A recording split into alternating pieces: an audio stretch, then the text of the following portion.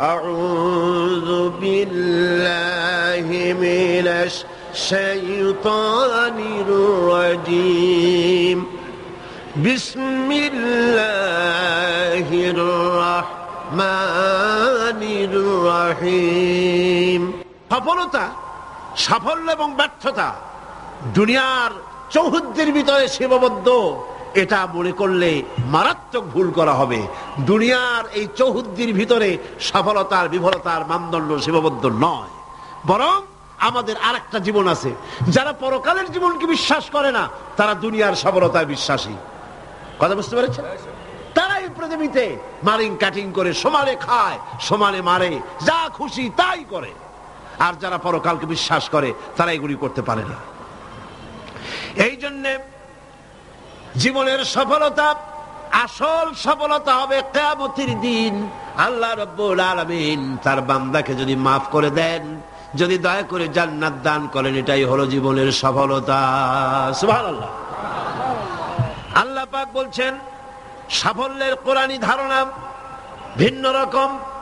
সূরা বাকারার প্রথম দিকেই বলা হয়েছে জীবন সফল হওয়ার জন্য কি কি করা লাগবে। الذين يؤمنون بالغيب ويقيمون الصلاة ومما رزقناهم ينفقون। জীবন যাদের সফল হবে তাদের গুণ বর্ণনা করা হচ্ছে। শোনেন, আল্লাহ পাক বলছেন যারা নাকি গায়েবকে বিশ্বাস করবে, অদৃশ্যকে বিশ্বাস করবে। আমরা বিশ্বাস করছি কিনা? আর যারা জবাব দিলেন না তারা বুঝি করেন নাই। অদৃশ্য বোঝেন তো? অদৃশ্য কি? আল্লাহ পাক। আল্লাহ পাকের দেখি না কিন্তু বিশ্বাস করি নাই। এত আস্তে করলেন কেন? বিশ্বাস করছি কিনা? অবশ্যই করেছি, হাজারবার করেছি, জীবনের বিনিময় করি। আল্লাহ পাক আছেন, ছিলেন, আছেন, থাকবেন। হুয়াল হাইয়ুল কাইয়্যুম। গায়বকে যারা বিশ্বাস করে, যারা নামাজকে প্রতিষ্ঠা করে এবং নিজের রিস্ক থেকে যা সে ইনকাম করে তার থেকে আল্লাহর রাস্তায় খরচ করে। আর কি? ওয়াল্লাযীনা ইউমিনুনা বিমা উনজিলা ইলাইকা ওয়া মা উনজিলা মিন ক্বাবলিক ওয়া বিল আখিরাতি হুম ইউকিনুন। আর যারা আপনার প্রতি যে কিতাব অবতীর্ণ হয়েছে সেই কিতাবের উপরে বিশ্বাস করে, এর পূর্বে যত কিতাব এসেছে ওই কিতাবের উপরেও বিশ্বাস করে, ওয়াবিল আখিরাতি হুম ইউকিনুন, এবং পরকালকে বিশ্বাস করেছে যারা, তারা কি? এবার আসতেছে আসল কথাটা।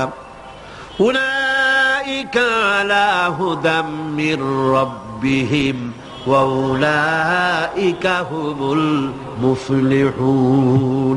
এরাই হচ্ছে সত্য পথ, সত্য পথের উপরে রবেন তার মালিকের পক্ষ থেকে, মালিকের দেখানো পথের উপরে প্রতিষ্ঠিত, এবং এরাই সবল কাম। সুবহানাল্লাহ, এরাই সবল কাম। জীবনের সফলতা আর বিফলতার ব্যাপারে সূরা আলে ইমরানের মধ্যে বলা হয়েছে, ইয়া আইয়ুহাল্লাযীনা আমানু সবিরু ওয়া সাবিরু ওয়া রাবিতু ওয়াত্তাকুল্লাহা লাআল্লাকুম তুফলিহুন। হে বিশ্বাসীরা, সবরের পথ অবলম্বন করো, বাতিল পন্থীদের মোকাবেলায় দৃঢ়তা অর্জন করো। জীবন সফল হওয়ার পথ দেখুন। জীবন সফল হবে কিসে? হে বিশ্বাসীরা, সবরের পথ অবলম্বন করো। মাথা গরম করো না, মাথা ঠান্ডা রাখো, সবরের পথ অবলম্বন করো। এই সবরের ব্যাখ্যাও আমরা এখানে করেছি। তারপরে বাতিল পন্থীদের মোকাবেলায় দৃঢ়তা দেখাও, এরপরে হকের পথে উঠে পড়ে লেগে যাও। আশা করা যায় তোমরা সফল কাম হবে। সুবহানাল্লাহ। আশা করা যায় তোমরা সফল হতে পারবে। সফলতার মানদণ্ড সম্পর্কে সূরা মায়েদায় বলা হয়েছে, ইয়া আইয়ুহাল্লাযীনা আমানুত্তাকুল্লাহা ওয়াবতাগু ইলাইহিল ওয়াসিলা ওয়াজাহিদু ফি সাবিলিহি লাআল্লাকুম তুফলিহুন। জীবনের সফলতা এই ব্যাখ্যা নেব কার কাছ থেকে? বলেন না কার কাছ থেকে? কোটি টাকার মালিক হলে জীবনের সফলতা আসে না। গাড়ি বাড়ি ইন্ডাস্ট্রির মালিক হলে, ক্ষমতায় গেলে জীবনের সফলতা। দুনিয়ার চৌহদ্দির ভিতরে সুবদ্ধ নয়। ব্যাখ্যা নেব কার কাছ থেকে? ওই আল্লাহ পাক বলছেন, হে বিশ্বাসীরা, জীবন তোমার সফল হবে আল্লাহকে ভয় করো। কারে ভয় করতে হবে? রাষ্ট্রকে, পুলিশকে, আর্মিকে, প্রধানমন্ত্রীকে, প্রেসিডেন্টকে। কারে ভয় করতে হবে? জোরে চিল্লা এখন। আল্লাহ রাব্বুল আলামিনকে ভয় করো।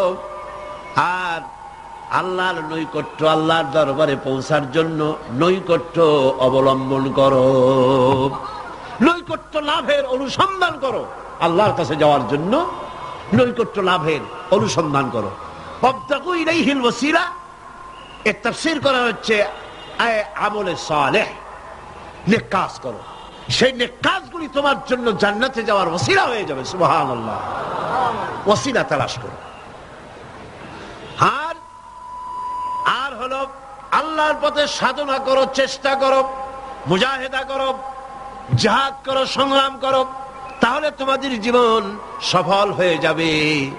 আবার সফলতার মানদণ্ড সম্পর্কে সূরা মায়েদার অন্য আয়াতে আল্লাহ পাক বলেন, ইয়া আইয়ুহাল্লাযীনা আমানু ইন্নামাল খামরু ওয়াল মাইসিরু ওয়াল আনসাবু ওয়াল আজলামু রিজসুম মিন আমালিশ শাইতানি ফাজতানিবুহু লাআল্লাকুম তুফলিহুন।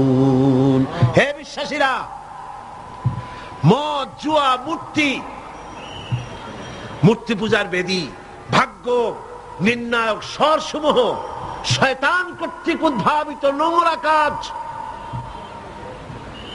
এইসব শয়তানি ঘৃণ্য কার্যকলাপ থেকে বিরত থাকো। শয়তান চায় মদ এবং জুয়ার মাধ্যমে তোমাদেরকে আল্লাহর জিকির স্মরণ থেকে গাফিল করে দিতে, তোমাদের পারস্পরিক, তোমাদের মধ্যে শত্রুতা বৃদ্ধি করে দিতে চায়। ফাহাল আনতুম মুনতাহুন, এগুলি শোনার পরেও কি তোমরা এই মদ আর জুয়া থেকে ফিরে থাকবে না? কে বলতেছেন? কে বলতেছেন? এর থেকে ফিরে থাকো। লাআল্লাকুম তুফলিহুন, আশা করা যায় তোমরা সফল কাম হবে। আমরা সফলতার আশা করি আল্লাহ নিষিদ্ধ জিনিসকে জারি করে দিয়ে, আল্লাহ নিষেধ করা জিনিসগুলি চালু করে দিয়ে তার মধ্যে সফলতা আশা করি। আর আল্লাহ বলেন, আমার নিষিদ্ধ করা জিনিসগুলিকে দুনিয়ার বুকে নিষেধ করো, বন্ধ করে দাও, তাহলে সফল হবে। প্রসঙ্গক্রমে আমি আপনাদের সামনে বলতে চাই, 1996 নির্বাচনে আমি পার্লামেন্টে আসার পর মদ জুয়া নিষিদ্ধকরণ বিল 96, এই বিল আমি উত্থাপন করেছিলাম, বিল পেশ করেছিলাম। আপনারা নিশ্চয়ই পত্র পত্রিকায় দেখেছেন, দেখছেন না? সেই বিল উত্থাপন করার পর স্পিকার সাহেব কমিটিতে পাঠিয়ে দিলেন, সংসদীয় কমিটিতে পাঠিয়ে দিলেন। সুদীর্ঘ 2 বছরের ভিতরে এই বিলের কোনো খোঁজ নাই। মারাত্মক ডিপ ফ্রিজের অতল তলে বিল পড়েছিল। সেখান থেকে 15/10/98 তারিখে 2 বছর পর প্রথম আমার বিলের ব্যাপারে একটি মিটিং ডাকা হলো সংসদের কমিটি কক্ষে। আমি এই ঘটনা শুনেছি এই কারণে, এই আয়াতের সঙ্গে রিলেটেড জীবনের সফলতা আর বিফলতার মানদণ্ড কোথায়। আমরা মনে করি আল্লাহ নিষিদ্ধ করা জিনিসগুলি চালু করলেই জীবনে সফলতা আসবে, আর আল্লাহ কয় আমার নিষিদ্ধ করা জিনিসগুলি রাষ্ট্রীয়ভাবে নিষিদ্ধ করলেই জীবন সফল হবে। মিটিং বসলো, সেই মিটিং অন্তত 50-60 জন লোক আসছেন। কারা এসেছেন? বিভিন্ন মন্ত্রণালয়ের সিনিয়র অফিসার, সচিব, উপসচিব পর্যায়ের লোকেরা এসেছেন। এমপি আসছেন কয়েকজন, সরকারি দলের, বিরোধী দলের। আমাকে তো ডেকেছে। আমার মনে হলো, আশান্বিত হলাম, 2 বছর পরে হলেও বিল তো মরে নাই, জিন্দা আছে। এবং আমার মনে হলো যে এতগুলি মুসলমান এখানে মনে হয় আমার এই বিলের পক্ষেই তারা কথা বলবেন, এটা আমি আশা করলাম। আমাকে যিনি সভাপতিত্ব করছিলেন তিনি আমাকে বললেন, আপনি আগে কথা বলবেন না, সকলের বলা শেষ হবে তারপর আপনি বলবেন। সবটা শুনিয়া বললাম ঠিক আছে। শুরু হলো এই বিলের ব্যাপারে বলা, আলোচনা শুরু হলো। বিলের ব্যাপারে ফাইল তৈরি হয়েছে, এত এত বড়, আমার কাছে ফাইল আছে। বিভিন্ন মন্ত্রণালয় মদ নিষিদ্ধ করলে, জুয়া নিষেধ করলে এই দেশের কি হবে এই ব্যাপারে তারা তাদের মন্তব্য দিয়েছে। মন্ত্রণালয়ের মন্তব্য, জাতিসংঘ কি ফতোয়া দিয়েছে তাও আছে, সার্ক এ ব্যাপারে কি ফতোয়া দিয়েছে তাও আছে। এত বড় ফাইল। শুরু হলো প্রথমেই অর্থ মন্ত্রণালয়। সভাপতি সাহেব বললেন আপনি বলেন এই বিলের ব্যাপারে। অর্থ মন্ত্রণালয় বলল, মাননীয় সভাপতি, যদি এই বিল কার্যকরী হয়, মদ যদি বন্ধ করে দেওয়া হয়, তাহলে আমার দেশ প্রতি বছর 28 কোটি টাকার রাজস্ব ইনকাম থেকে মাহরুম হয়ে যাবে। স্বাস্থ্য মন্ত্রণালয় বলল, মদ যদি না থাকে জনগণের স্বাস্থ্য শেষ।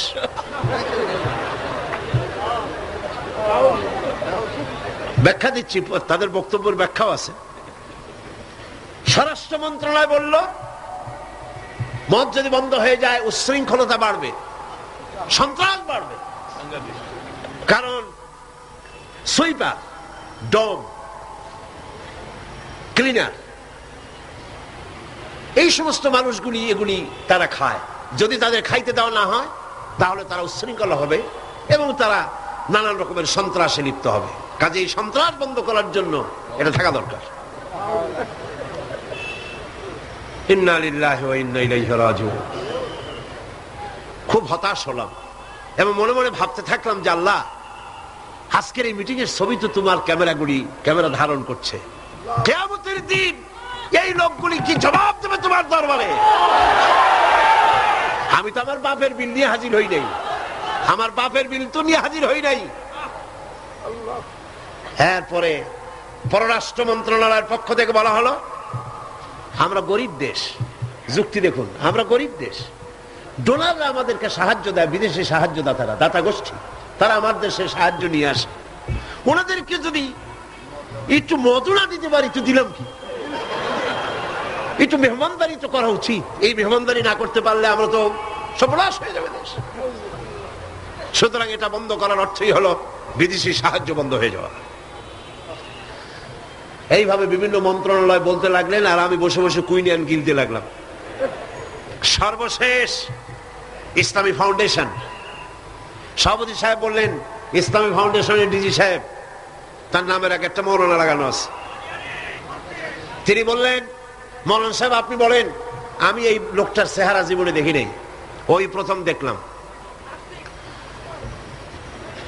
আমি ভাবলাম অন্তত সে যাই হোক, নামের আগে যখন একটা মৌলানা আছে, জি, তাহলে উনি এই বিলের পক্ষে কথা বলবেন, আমার ধারণা হলো। কিন্তু সর্বনাশ, তিনি বললেন কি, আহা, চাকরি করতে গিয়ে মানুষ এইভাবে ইমান বিক্রি করে? অবাক হলাম আমি। চাকরি করতে গিয়ে মানুষ তার ইমান বেচে।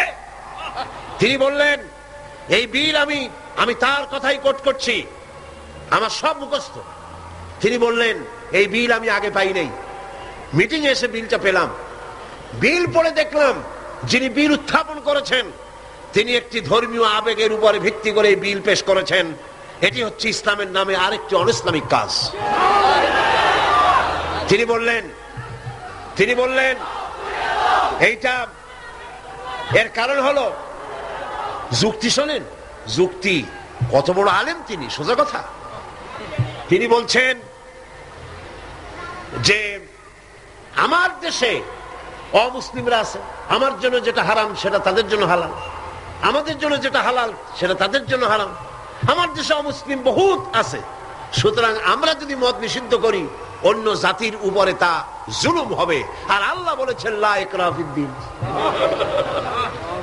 ইসলামে কোনো বাড়াবাড়ি নেই। তিনি আরো এক ধাপ এগিয়ে গেলেন। তিনি বললেন, শুধু এই বিলের ব্যাপারেই নয়, বাংলাদেশের সংবিধানের মধ্যে আল্লাহর উপর ঈমান এবং অবিচল আস্থার কথা বলেও অমুসলিমদের উপরে, সংখ্যালঘুদের উপরে প্রেসার ক্রিয়েট করা হয়েছে, জুলুম করা হয়েছে। এই বক্তব্য শেষ হওয়ার পর আমাকে সময় দিল, কপাল খারাপ, মাগরিবের বাকি তখন 10 মিনিট, সামান্য সময় পেলাম। আমি বললাম, সভাপতি সাহেব, এতক্ষণ পর্যন্ত আপনার আমন্ত্রিত মেহমানেরা যেসব আইনের বই দিয়ে কথা বলেছেন সেগুলো আইনের বই, আর আমি যে আইনের কিতাব দিয়ে আজকে আপনাদের সামনে দলিল নিয়ে এসেছি সে আইনের কিতাবখানি হচ্ছে আকাশের নিচে জমিনের উপরে সর্বশ্রেষ্ঠ আইনের কিতাব, যার নাম কোরআন শরীফ। আমি যে বিল পেশ করেছি এই বিল আমার বানানো নয়, এটি মানুষের তৈরি করে নয়। আপনার অর্থ মন্ত্রণালয় বলেছে 28 কোটি টাকার ক্ষতি হবে, প্রতি বছর 28 কোটি টাকার ক্ষতি হবে রাজস্ব ইনকাম থেকে মদ বন্ধ করলে। কিন্তু আমি বলতে চাই, আল্লাহ পাকের নিষিদ্ধ জিনিসকে আপনারা হালাল করবেন, 28 কোটি নয়, বন্যার পানির মতো হাজার হাজার 28 কোটি টাকা আল্লাহ বন্যার পানি দিয়ে ভাসায় দেবে। আপনারা ঠেকাইতে পারবেন না, ঠেকাতে পারবেন না। খেতে দেওয়ার মালিক কে? ইমাম খোমেনিকে আমেরিকান প্রেসিডেন্ট বলেছিলেন, আমার বন্দীদেরকে ছেড়ে দাও, কূটনীতিকদেরকে ছেড়ে দাও, যদি না ছাড়ো তাহলে তোমাদের খাদ্য এবং রসদ যা আমরা পাঠাই ইরানে তা পাঠানো বন্ধ করে দেব। ইমাম খোমেনি ভর্সটে সিটই করছিলেন নাকি? খোমেনি সাহেব কি বললেন? ইতিহাস সাক্ষী। খোমেনি সাহেব বললেন, আমেরিকার প্রেসিডেন্ট সাহেব, তুমি খাবার দেবা না এই কথা কইয়া ভয় দেখাও কারে? আমি তো সেই জাতি যার বছরের ভিতরে 1 মাস উপাস থাকা ফরজ, বছরে 1টা মাস না খেয়ে থাকা ফরজ। তুমি আমার ভয় দেখাও না খেয়ে থাকা, তোমার খাদ্যের পরোয়া আমি করি না। সুতরাং ভয় তো করতে হবে আল্লাহ পাক। খাদ্য দেওয়ার মালিক তিনি, খাবারের মালিক দেওয়ার মালিক কে? আল্লাহ রাব্বুল আলামিন বলেছেন, ওয়ালাউ আন্না আহলাল কুরা আমানু ওয়াত্তাকাউ লাফাতাহনা আলাইহিম বারাকাতিম মিনাস সামাই ওয়াল আরদ। দেশের লোকেরা, জনপদের লোকেরা যদি আমার উপর ঈমান আনে আর আমাকে ভয় করার নীতি যদি অবলম্বন করে চলে, তাহলে আকাশ আর জমিনের সব বরকতের দরজা আমি আল্লাহ তাদের জন্য খুলে দেব। রিজক দেওয়ার মালিক তো আল্লাহ। কে মালিক? আল্লাহ পাক। আল্লাহর হারাম জিনিসকে আপনারা জারি রেখে 28 কোটি টাকা পাওয়ার লোভ করছেন। কত 28 কোটি চলে যাবে ঠিক পাবেন না। পেঁয়াজের ঝাঁজ কত টের পান না এখন? পেঁয়াজের ঝাঁজ কত? এক সময় সিলেটের নাম ছিল 2টি পাতা 1টি কুড়ির দেশ, ঠিক না? 2টি পাতা 1টি কুড়ির দেশ সিলেট। আর এখন 2টি কাঁচামরিচ 1টি পেঁয়াজের দেশ বাংলাদেশ। মানুষ যখন নিজের দাম বোঝে না তখন আল্লাহ জিনিসের দাম বাড়ায় দেয়। দাম কার? পেঁয়াজের নাম আর কার দাম? মানুষের দাম। মানুষ তার দাম বোঝে নাই, আল্লাহ কাঁচামরিচের দাম বাড়াই দেয়। যা, পেঁয়াজের দাম, কাঁচামরিচের দাম, হাবিজাবির দাম বাড়িয়ে গেল, মানুষেরা না খেয়ে মরতেছে। সুতরাং আপনারা ঠেকাবেন কি করে? স্বরাষ্ট্র মন্ত্রণালয় বলছে উচ্ছৃঙ্খলতা বাড়বে। আশ্চর্য কথা। আল্লাহ বলছেন উচ্ছৃঙ্খলতা কমবে, আর আপনি বলতেছেন বেড়ে যাবে। কি আশ্চর্য কথা। স্বাস্থ্য মন্ত্রণালয় বলছে যে স্বাস্থ্য খারাপ, স্বাস্থ্য ভালো হবে মদ খাইলে, না খাইলে স্বাস্থ্য খারাপ হবে। রাসূলুল্লাহ বলেছেন মদ কোন ওষুধ নয়, মদ নিজেই ব্যাধি, এটা নিজেই রোগ। সুতরাং কথা হচ্ছে মেহমানদারি মদ দিয়া করা যাবে না। রাসূল কারীম সাল্লাল্লাহু আলাইহি ওয়াসাল্লামের কাছে মদ নিষিদ্ধকরণ আয়াত যখন নাযিল হলো, এই আয়াত যেটা আমি পড়লাম, একজন সাহাবী এসে বললেন, হুজুর আমার কাছে কিছু মদ আছে, আমি এখন করবো কি? দেখেন, আমি সেইখানে সেই মিটিং এ বললাম, সেই সাহাবী জিজ্ঞেস করলেন, হুজুর আমি করবো কি? কোন ইহুদির হাদিয়া দিয়ে দেই? আল্লাহ নবী বললেন, মদ নিষিদ্ধকরণ আয়াত যখন নাযিল হয়ে গেছে, এখন এই মদ যদি কারো কাছে অবশিষ্ট থাকে, না তা খাওয়া যাবে, না তা হাদিয়া দেওয়া যাবে, না তা বিক্রি করা যাবে। রাস্তায় ফেলে দাও, ফেলে দেওয়া ছাড়া এর কোনো পথ নাই। আল্লাহ নিষিদ্ধ করা জিনিস হারাম, এই জিনিস দিয়ে মেহমানদারি করা জায়েজ নাই। এমন কি রাসূলুল্লাহ কথাও বলেছেন, আপনারা শুনে রাখুন, কোন অনুষ্ঠানে আপনি গেছেন, আপনি জানতেন না যে সেখানে মদ সার্ভ করা হবে, কিন্তু আপনি গিয়ে দেখলেন যে ওখানে মদ দেওয়া হচ্ছে। রাসূলুল্লাহ বলেছেন, আল্লাহ এবং পরকালের বিশ্বাস যদি কলিজার মধ্যে থাকে, ওই অনুষ্ঠান পরিত্যাগ করো, বেরিয়ে যাও। এই মদের অনুষ্ঠানে তুমি বসতেও পারো। সর্বশেষ বললাম, আজকে ফাউন্ডেশনের ডিজি তিনি বলছেন, আশ্চর্য কথা, আমার দেশে মুসলিম আছে তাই কোরআনের আইন আমি চালু করব না, এটা তাদের উপরে জুলুম হবে। রাসূলুল্লাহর উপরে যখন এই আইন নাজিল হয়, তখন মক্কা মদিনায় ইহুদি খ্রিস্টান ছিল না, তো তাদেরকে উপলক্ষ করে রাসূলুল্লাহ কি আইন বন্ধ করে রাখছিলেন? না, বরং বললেন, সাহাবীরা তখন তো মাইক ছিল না, রেডিও নাই, মাইক নাই, ফ্যাক্স নাই, পত্রপত্রিকা নাই, টেলেক্স নাই, টেলিভিশন নাই। হুজুর বললেন, যাও রাস্তায় রাস্তায় এই আয়াত চিল্লায় পড়ো। সাহাবায়ে কেরাম রাস্তায় নেমে গেলেন। এই আয়াত, ইন্নামাল খামরু ওয়াল মাইসিরু ওয়াল আনসাবু ওয়াল আজলামু রিজসুম মিন আমালিশ শাইতানি ফাজতানিবুহু, যাও পড়ো। সবাই চিল্লায় পড়তে লাগলেন। ইতিহাস সাক্ষী, তারা যখন তেলাওয়াত করতেছিলেন রাস্তায় রাস্তায়, যেই সব মুসলমান মদ পান করতেছিলেন, তখন যার হাতে মদের গ্লাস ছিল, কোরআনের আয়াত শুনে মদের গ্লাস নিক্ষেপ করলেন। যিনি গলায় নিয়েছিলেন, মুখে নিয়েছিলেন, কুড়ি করে ফেলে দিলেন।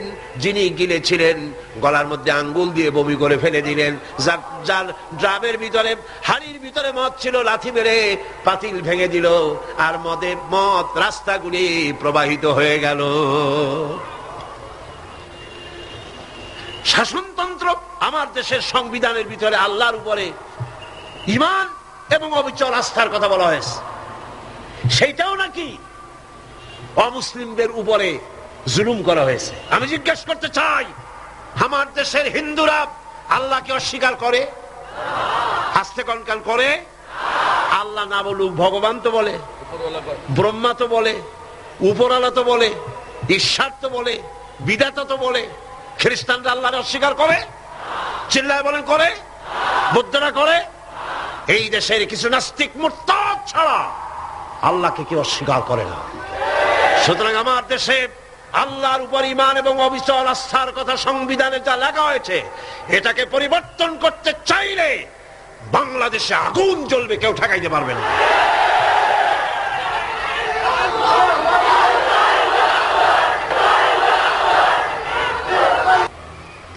দুই বছর পর একবারের জন্য এটা উঠলো, আমি সব কথা বলতে পারলাম না, মাগরিবের আজান হয়ে গেল।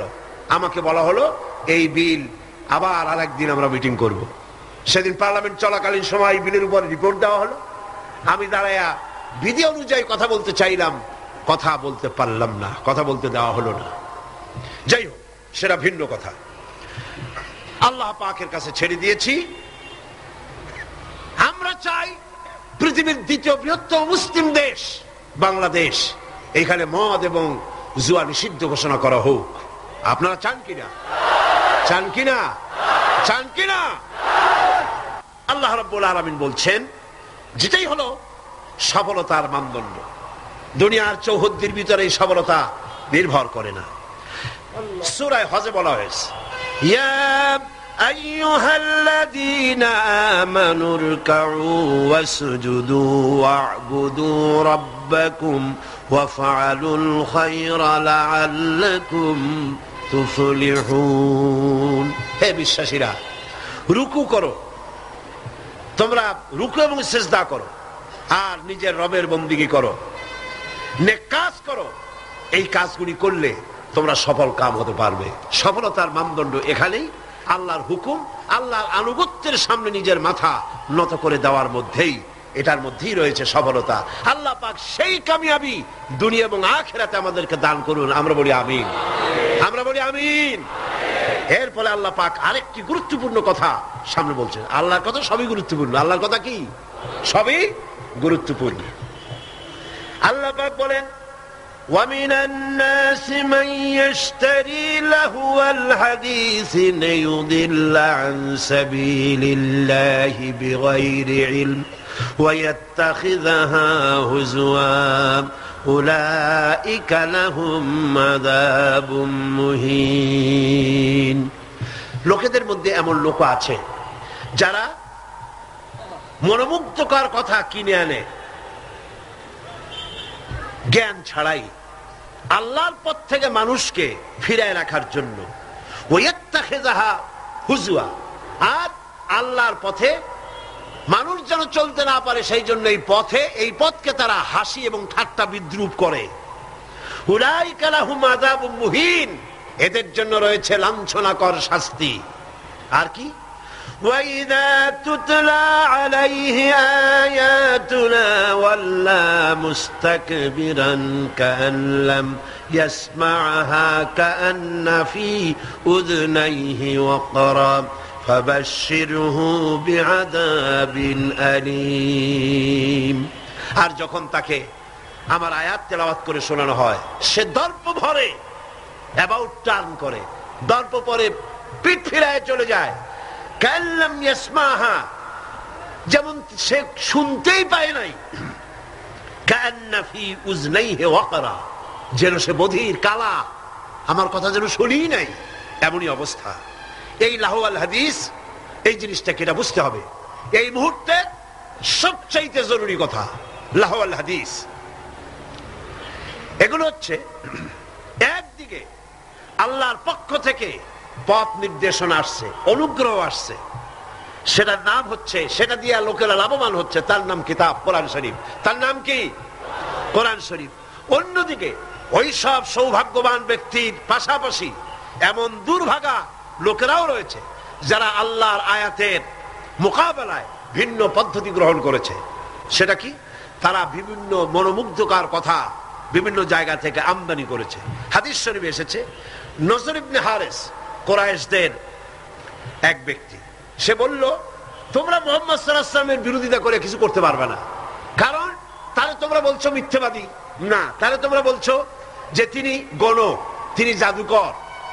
এই কথা বলে তোমরা কুল পাবে না, কারণ তিনি এই সমাজের ভেতরেই বেড়ে উঠেছেন, জিন্দেগিতে তিনি একটি মিথ্যে কথা বলেন নাই, কাউকে ঠকান নাই, কারোর সঙ্গে প্রতারণা করেন নাই। এই লোকের বিরুদ্ধে এই সমস্ত কথা বলে তোমরা কুলাইতে পারবে না। তবে আমি এই ধান্দাবাজি তোমরা ছাড়ো, কোরআন শরীফের কাছে যাতে মানুষ না যায়। মানুষগুলি হেদায়েত হচ্ছে কি কারণে? এক রসুল দেখে আর এক কোরআন শুনে। কারণ কয়টা? দুইটা। কয়টা কারণ? রাসূলুল্লাহর চেহারা দেখে, রাসূলুল্লাহর ব্যবহারে ইসলামের দিকে আকৃষ্ট হচ্ছে, আর কোরআন শুনে মানুষ পাগল হয়ে যাচ্ছে। সুবহানাল্লাহ। নবীজি যখন তেলাওয়াত করতেছেন, কাফের বেঈমানেরা চতুর্দিক থেকে দাঁড়ায় যাচ্ছে।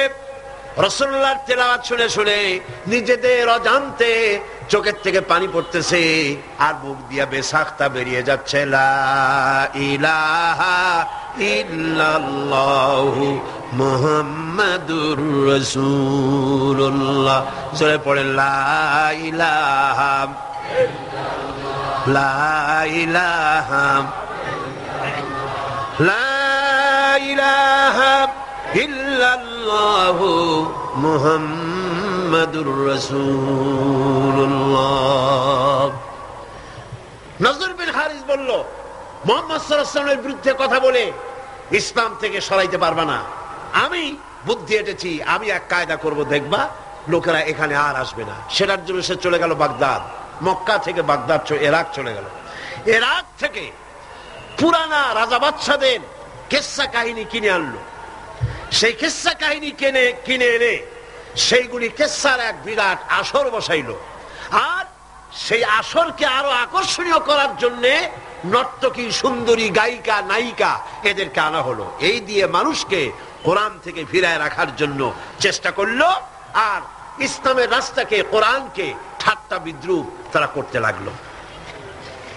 বন্ধুগণ, আল্লাহ রাসূল আখিরাত এবং নৈতিক চরিত্রে শোনার ইচ্ছাই যেন লোকেরা হারিয়ে ফেলে, সেই জন্য এই চেষ্টা তারা করলো।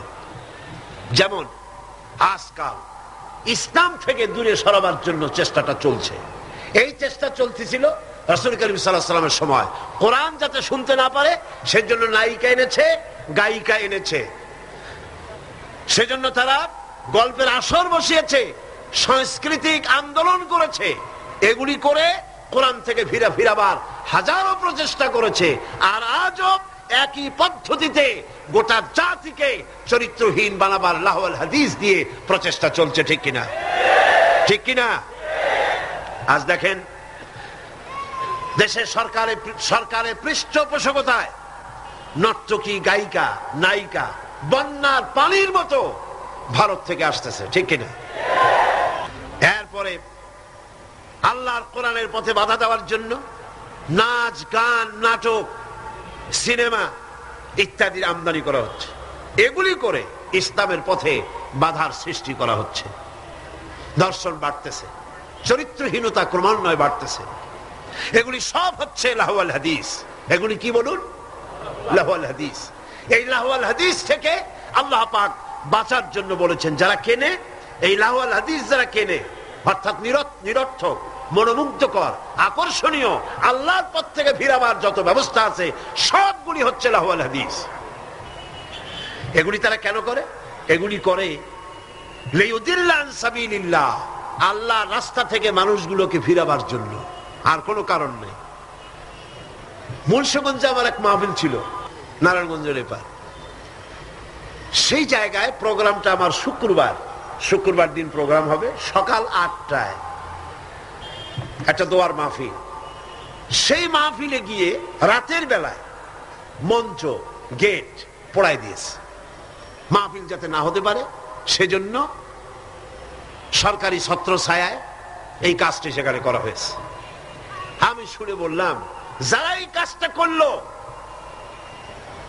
তারা তো মাহফিলের প্যান্ডেলে আগুন দেয় নাই, নিজেদের তকদিরে আগুন লাগাইছে, নিজেদের তকদিরে আগুন লাগাইছে। জীবনে তো গানের প্যান্ডেলে আগুন দাও নাই, থিয়েটারের গেটে আগুন দাও নাই, জীবনে কোনোদিন যাত্রার প্যান্ডেলে আগুন দাও নাই। সেই প্যান্ডেলটা আগুন দিলা যেখানে বসে কোরআনের কথা বলা হয়, যেখানে হাদিসের কথা বলা হয়। আগুন কপালে দিয়েছো, তকদিরে পোড়াইছো। যে হাত দিয়ে কোরআনের মাহফিলের মঞ্চর প্যান্ডেল পোড়ানো হয়েছে, এই হাত তো সাথে থাকার কথা নয়। এরপরে আল্লাহ পাক বলছেন, এদের অবস্থাটা কি?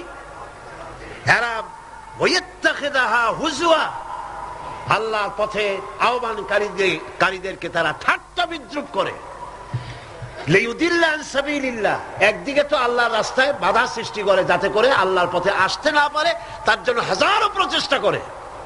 2 নম্বরে ঠাট্টা বিদ্রূপ করে ইসলামওয়ালা, টুপিওয়ালা, নামাজওয়ালা, দাড়িওয়ালা, নানান কথা বলিয়া ইসলাম যারা করে তাদেরকে ঠাট্টা এবং বিদ্রূপ করে। আল্লাহ বলেন, এই যে লাঞ্ছনা করতেছ নবীকে, কোরআনকে, ইসলামকে, ইসলামের দায়ীদেরকে, আর আমি তোমাদের জন্য তোমরা যে ইসলামকে লাঞ্ছনা করছো, মুসলমানদেরকে লাঞ্ছিত করছো, এই জন্য আমি আল্লাহ তোমাদের জন্য রেখেছি উলাইকা লাহুম আযাবুম মুহিন। ইসলামকে যারা লাঞ্ছিত করছো, মুসলমানদেরকে যারা লাঞ্ছনা দিচ্ছ, তোমাদের জন্যই লাঞ্ছনাদায়ক শাস্তি আমি আল্লাহ রেখে দিয়েছি কিয়ামতের দিন। এদের অবস্থাটা কি? আল্লাহ বলেন, এদের অবস্থা হচ্ছে وَإِذَا تُتْلَى عَلَيْهِ آيَاتُنَا وَلَّى مُسْتَكْبِرًا كَأَنْ لَّمْ يَسْمَعْهَا كَأَنَّ فِي أُذُنَيْهِ وَقْرًا। এদেরকে যখন আল্লাহর আয়াত তেলাওয়াত করে শোনানো হয়, দর্প পরে পিঠ ফিরায় চলে যায়, আমল দিতে চায় না। আল্লাহ বলেন, এমন ভাবে অহংকারে ফিরে যায়, কান্না ফি উযনাইহি ওয়াকরা, মনে হয় যেন কানা, বধির, শুনি নাই। ফাবাশশিরহু বিআযাবিন আলীম, এদেরকে কঠিন শাস্তির সুসংবাদ দাও। কঠিন শাস্তির কি দাও? কঠিন শাস্তির কি সুসংবাদ হয়? কি হয়? দুঃসংবাদ। আল্লাহ বলছেন কি? সুসংবাদ। এটা একটা দৃষ্টান্ত দিলে আপনারা বুঝবেন। আমি মাঝে মধ্যে এটা দৃষ্টান্ত দিয়ে এভাবে বুঝাই। ছেলে যদি মায় কন্ট্রোল করতে না পারে, খুব দুষ্ট ছেলে, মায় কন্ট্রোল করতে পারে না, মা তখন বলে, আমার কথা তো শুনলি না, দাঁড়া, অপেক্ষা কর, তোর বাবা আসবে, আমি তার কাছে বলবো, এমন পিঠটি লাগাবে তখন মজা টের পাবি। পিটাইলে কি মজা লাগে নাকি? তাহলে এটা বলছে কেন? শাস্তির তীব্রতা বুঝাবার জন্য। সেই জন্য আল্লাহ পাক বলছেন ফাবাশশিরহু, এদেরকে সুসংবাদ শোনাও, পীড়াদায়ক যন্ত্রণাদায়ক শাস্তি এদের জন্য রয়েছে যারা ইসলামের পথে বাধা দেয় আর ইসলামকে দিয়ে যারা ঠাট্টা বিদ্রুপ করে। মরিয়া দেখো, তারপরে টের পাবা। এখন তো কিছু আল্লাহ কবে না, আল্লাহ খুব আল্লাহর ধৈর্য আমাদের চাইতে কম না বেশি? সুবহানাল্লাহ, সুবহানাল্লাহ, সুবহানাল্লাহ। চিন্তা করা যায়, আল্লাহ যদি আমাদের মতো এরকমের বদমেজাজি হইতেন, মেজাজ খারাপ হইতো, কবে ভাঙ্গে চুরে সব শেষ করে ভালাইতেন। আল্লাহর কত ধৈর্য, সুবহানাল্লাহ, কত ধৈর্য। আল্লাহ অপেক্ষা করতেছেন, সময় দিচ্ছেন। ওয়ায়ামুদ্দুহুম ফি তুগয়ানিহিম ইয়ামাহুন। আল্লাহ পাক সার্কাসদেরকে, সীমা লঙ্ঘনকারীদেরকে ঢিল দিচ্ছেন, কর যদ্দুর পারিস কর। তারপরে যখন প্রান্ত সীমায় চলে যায়, এরপর আল্লাহ পাক ধরেন, আর যখন ধরেন তখন ছাড়াই নিতে পারে এমন ক্ষমতা পৃথিবীর কারো। আল্লাহ পাক বলছেন ইন্নাল্লাযীনা আমানু ওয়া আমিলুস সালিহাতি লাহুম জান্নাতুন নাঈম খালিদিনা ফিহা ওয়াদাল্লাহি হাক্কান ওয়া হুয়াল আজিজুল হাকীম। নিশ্চয়ই যারা ঈমান এনেছে, আমলে সালেহ করেছে, তাদের জন্য রয়েছে নিয়ামতে পরিপূর্ণ জান্নাত। সুবহানাল্লাহ। গালাগালি সহ্য করো, তোমরা গালাগালি সহ্য করো, মার সহ্য করো, অত্যাচার সহ্য করো, জুলম সহ্য করো, আর নিজেদের কদমকে মজবুত করো, দ্বীনকে প্রতিষ্ঠার পথে এগিয়ে যাও। আল্লাহ পাক বলছেন আমি তোমাদের জন্য নিয়ামতে পরিপূর্ণ জান্নাত রেখেছি, ওদের জন্য দুনিয়া, তোমাদের জন্য জান্নাত। সুবহানাল্লাহ। হুনাইনের যুদ্ধ থেকে, হুনাইনের জিহাদ থেকে রাসূলুল্লাহ যখন ফিরতেছিলেন, ফেরার পথে গনিমতের মালগুলি ভাগ করতেছিলেন, গনিমতের মাল ভাগ করছিলেন, তখন মক্কা শরীফ থেকে যে সমস্ত মুসলমানরা এসেছিলেন তাদেরকে রাসূলুল্লাহ বেশি দিলেন, ছাগল বেশি দিলেন, গনিমতের মাল ছাগল বেশি দিলেন, উট বেশি দিলেন, আর আনসারদেরকে কম দিলেন।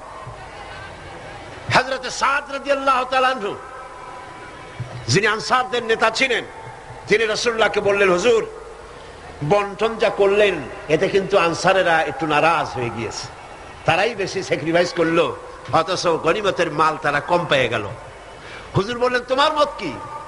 কয় আমিও ওই রকমই, অর্থাৎ ওইটাই সমর্থন করি, আমাদেরকে একটু বেশি দেওয়া উচিত ছিল। রাসূলুল্লাহ কি বললেন? সুবহানাল্লাহ। রাসূলুল্লাহ বললেন একটু পরেই তুমি দৃশ্যটা দেখবা, ও সাদ, ও আনসারেরা, একটু পরেই দৃশ্যটা দেখবা।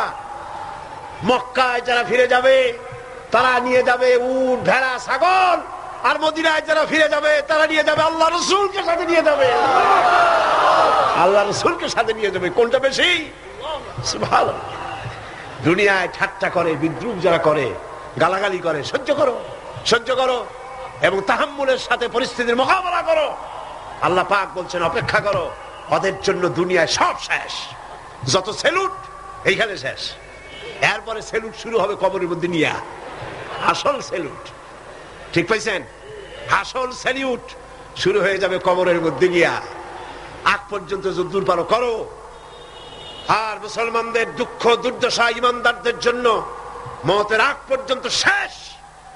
হ্যাঁ, পরে আল্লাহ পাক বলেছেন চিরস্থায়ী জান্নাত দেব, খালিদিনা ফিহা আবাদা, চিরকাল জান্নাতের মধ্যে থাকবা। সুবহানাল্লাহ।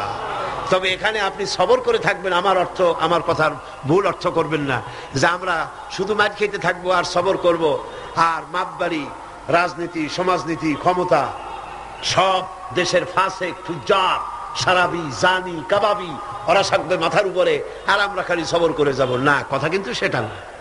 কথা হচ্ছে ধৈর্যের সাথে পথ অতিক্রম করেন, মঞ্জিলের পানে এগিয়ে যান। মঞ্জিল কি? কোরআনের আইন চালু হওয়া। মঞ্জিল কি? আল্লামা ইকবাল বলেছেন মঞ্জিলের দিকে এগিয়ে যাও, মঞ্জিলের পথে গন্তব্যে এগিয়ে চলো, সেই পর্যন্ত চলতে থাকো যতক্ষণ পর্যন্ত তোমার নাকের থেকে শ্বাস আসা যাওয়া করে। যতক্ষণ পারো মঞ্জিলে পৌঁছাবার জন্য দৌড়াও, যখন দৌড়াতে পারবে না, পায়ে যখন শক্তি নাই, তখন হামাগুড়ি দাও, হামাগুড়ি দিয়াও যখন এগোতে পারো না, গড়াতে থাকো, যখন তাও পারো না, তখন মঞ্জিলের পানে তাকায় থাকো, যতক্ষণ চোখের পাতা তোমার স্তব্ধ হয়ে না যায়। চোখের পাতা নীরব নিস্তব্ধ না হওয়া পর্যন্ত মঞ্জিলের পানে তাকায় থাকো। আমরাও ধৈর্য ধারণ করে পরিস্থিতির মোকাবেলা করব। ওরা অস্ত্র নিয়ে আসবে, আমরা অস্ত্র ধারণ করব। সেই অস্ত্র বন্দুক নয়, কামান নয়, রিভলভার নয়, স্টেনগান নয়, এসএলআর নয়, দুনিয়ার মানুষের বানানো অস্ত্র নয়। ওদের অস্ত্রের মোকাবেলা করব ইমানের অস্ত্র দিয়ে, চরিত্রের অস্ত্র দিয়ে। কিসের অস্ত্র দিয়ে? চরিত্রের অস্ত্র দিয়ে, ইমানের অস্ত্র দিয়ে এদের মোকাবেলা করব। আর ইনশাআল্লাহ বাংলার জমিনে দ্বীন প্রতিষ্ঠা আমরা করব ইনশাআল্লাহ। আল্লাহ পাক বলছেন, এইভাবে যারা ঈমান আনবে, আমলে সালেহ করবে, ওদের জন্য জান্নাতুন নাঈম, নিয়ামতে পরিপূর্ণ জান্নাত দেব, খালিদিনা ফিহা, ওর মধ্যে তারা চিরকাল থাকবে। ওয়াদাল্লাহি হাক্কান, আল্লাহর প্রতিশ্রুতি অকাট্য। আল্লাহ ওয়াদা খেলাপ করেন না? করলেন কেন? আসতে বললেন কেন? আল্লাহ ওয়াদা খেলাপ করে কখনো না, অকাট্য প্রতিশ্রুতি। শেষে গিয়ে বলছেন ওয়াহুয়াল আজিজুল হাকিম, তিনি প্রজ্ঞাময় এবং পরাক্রমশীল। তিনি যে ওয়াদা করেন, সেই ওয়াদা পালনের পথে বাধা সৃষ্টি করতে পারে এমন ক্ষমতা আকাশেও নাই, জমিনেও নাই।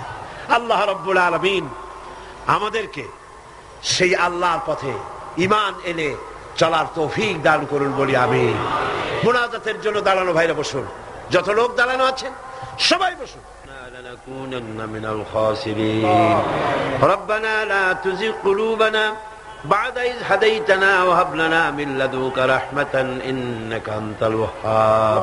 আয় আল্লাহ তাআলা, হাজার হাজার মুসলমান নরনারী দীর্ঘক্ষণ ধরে তোমার কোরআনের কথা শুনেছি। আল্লাহ মেহেরবানি করে আমাদের আলোচনা দরুদ ও সালামের সওয়াব রাসূল করিম সাল্লাল্লাহু আলাইহি ওয়াসাল্লামের রূহ মুবারকে পৌঁছায় দাও। হে আল্লাহ তাআলা, আমরা যারা হাত তুলেছি, এর মধ্য থেকে মা বাপ যাদের দুনিয়া থেকে জন্মের মতো বিদায় হয়ে গেছে, আল্লাহ কবরগুলিকে জান্নাতের টুকরায় পরিণত করে দাও। রব্বির হামহুমা কামা রব্বায়ানি সগীরা। সবাই পড়েন রব্বির হামহুমা কামা রব্বায়ানি সগীরা। হে আল্লাহ তাআলা, সারা জীবন আমরা গুনাহ করেছি, দয়া করে মেহেরবানি করে আমাদের জিন্দেগীর সমস্ত গুনাহ কথা মাফ করে দাও। হে আল্লাহ তাআলা, এত বড় মাহফিল, এই মাহফিলের আয়োজন ইসলামী সমাজ কল্যাণ পরিষদ প্রতি বছর করে। আল্লাহ তুমি জানো। হে আল্লাহ তাআলা, তুমি দয়া করে মেহেরবানি করে এই মাহফিলের 5টা দিন তুমি তোমার কুদরতি নিজাম দিয়ে চালায় দিও। হে আল্লাহ, অর্থনৈতিক দিক থেকে যে অসুবিধা আছে, হে আল্লাহ তাআলা, মালদার লোক যারা, আয় আল্লাহ তুমি দয়া করে তাদের দিলকে বড় করে দাও, তারা যেন ওনাদের সঙ্গে দেখা করে গোপনে গোপনে তোমার নবী যেভাবে বলেছে ডান হাতে দাও বাম হাতে যেন ঠেল না পায়। এইভাবে করে কোরআনের খেদমতে এই এলাকার মুসলমানগুলি যেন, মুসলমান নারী পুরুষ সবাই যেন এগিয়ে আসে। আল্লাহ সকলের দিল আর হাত তুমি খুলে দাও রব্বুল আলামিন। আয় আল্লাহ তাআলা, কোরআনে কারীমের কথা শোনার জন্য দূর দারাজ থেকে লোকেরা আসে, আর যারা এখানে বলেন, আল্লাহ তুমি দয়া করে তাদের বলার তৌফিক দান করে দিও। আপনারা দোয়া করেন আমার কণ্ঠস্বরের জন্য, শরীরের জন্য। আল্লাহ যেন এই মাহফিলের জন্য উপযোগী কথা যেন হক ভাবে সুন্দর করে মানুষের সামনে উপস্থাপন করার তৌফিক যেন আল্লাহ পাক দান করেন। আমি যা বলি তার জন্য আমি নিজে আমল করতে পারি, আল্লাহ এই তৌফিক যেন দান করেন। ربنا تقبل منا إنك أنت السميع العليم وتب علينا إنك أنت التواب الرحيم سبحان ربك رب العزة عما يصفون وسلام على المرسلين الحمد لله رب العالمين واجعل آخر كلمة عند الموت لا إله إلا الله محمد رسول الله। السلام عليكم ورحمة الله।